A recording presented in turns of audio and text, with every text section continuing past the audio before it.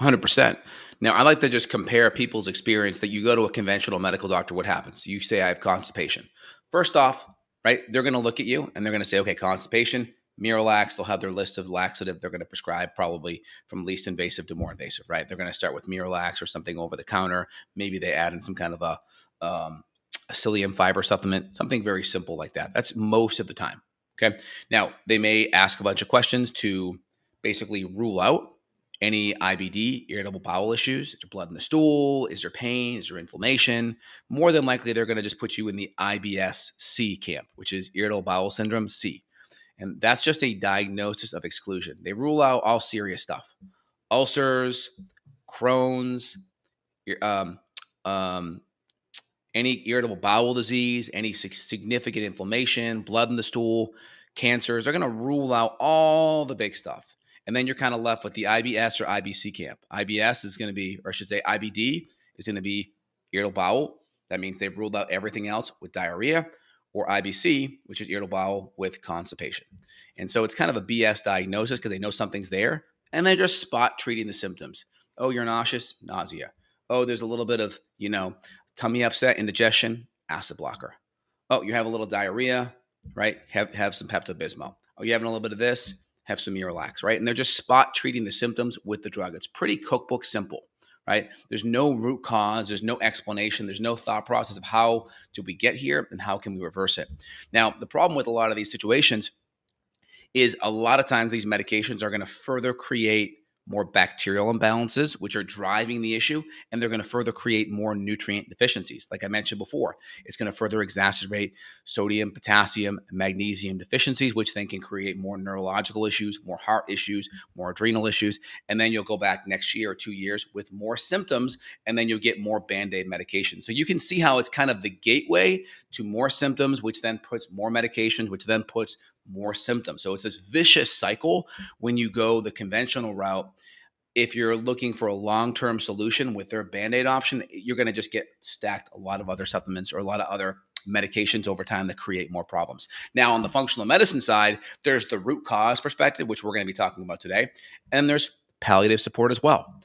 Like palliative support could be oxygenated or magnesium oxide or magnesium citrate to tolerance. It could be triphala.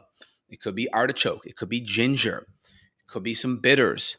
It could be, those are the big ones out of the gate to here. Magnesium. You could do some vitamin C as well, right? There's a lot of nutrients that you can do that would cause a little osmotic effect. There's some herbs that you can do that are a little more abrasive, like senna or cascara sagrada.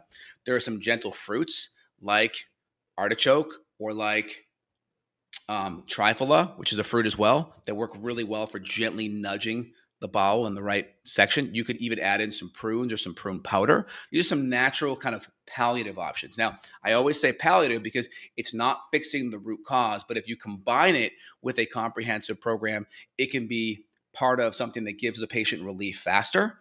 And also when we do gut killing to knock down microbes, that's super helpful because we do not want to be reabsorbing microbes because our bowel is too slow. So it can be a really important part that allows the root cause to come in faster with less pain and symptoms.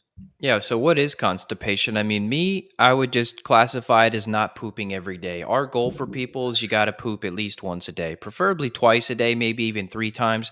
Now, you start getting 5, 6, 7 a day, that's too many. That's definitely more IBS territory. But if you're not going every day, I would just classify that as constipation. I don't know what the conventional medical world calls it, but to me, it's not going every day because we know that, as you mentioned, when we're killing bugs, we've got issues there where we've got to get that stuff flushed out. If we're taking binders because we have metals, pesticides, chemicals, mold toxin, we've got to be flushing that stuff out. So to me, at least once a day is the goal.